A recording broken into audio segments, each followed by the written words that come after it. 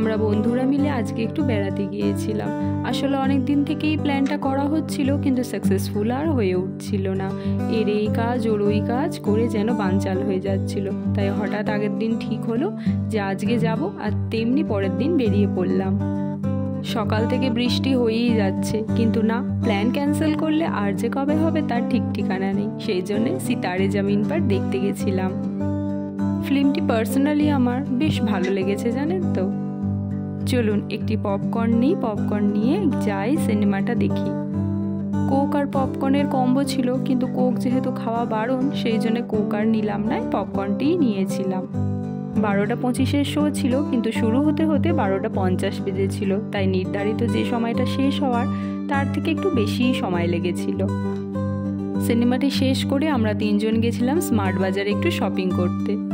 এই টি শার্টটি নিয়েছি জানেন তো বাবার জন্য। বেশ সুন্দর না রঙটা? এই কালারটি আমার ভারী পছন্দ হলো, তাই বাবার জন্য নিলাম। এখানে বাইরে জানেন তো এক জায়গায় সুইট কর্ন পাওয়া যায়। এই সুইট কর্নটি খেতে আমার ভারী সুন্দর লাগে, তাই ভাবলাম একটু করে সুইট কর্ন খাই, তারপরে না হয় কোনো রেস্টুরেন্টে যাব, কি খাবো সেটা ডিসাইড করব। প্রথমে আমরা ভেবেছিলাম যে ডমিনোজে যাব, কিন্তু তারপর মত পরিবর্তন করে আমরা গেলাম একটি ক্যাফেতে। এই ক্যাফেতে আমি এর আগেও এসেছি, কিন্তু এর অ্যাম্বিয়েন্সটি এত সুন্দর লাগে যে ফটো না তুলে আর থাকতে পারি না। এই ক্যাফেটির ভিডিও হয়তো আপনারা এর আগে আমার অন্য ভিডিওতে দেখেছেন। এখানে খাবার দাবারের কোয়ালিটি মোটামুটি, তবে কি বলুন তো, ওই হল থেকে মানে সিনেমা হল থেকে এটি কাছে হওয়ার জন্য আমরা এসেছিলাম, কারণ এখান থেকে আমরা ডাইরেক্ট বাড়ি চলে যাব, যেহেতু বাইরে বৃষ্টি পড়ছে সেই জন্য। আমরা অর্ডার করেছিলাম এই যে কফিটি বেশ ভালোই করেছিল। এছাড়াও এই যে পিৎজা, চিকেন নাগেটস আর স্যান্ডউইচ। এই খেয়ে পেট এত ভর্তি হয়ে গেছে যে রাতের আর সেদিন খাবার খাওয়া হয়নি, জানেন তো।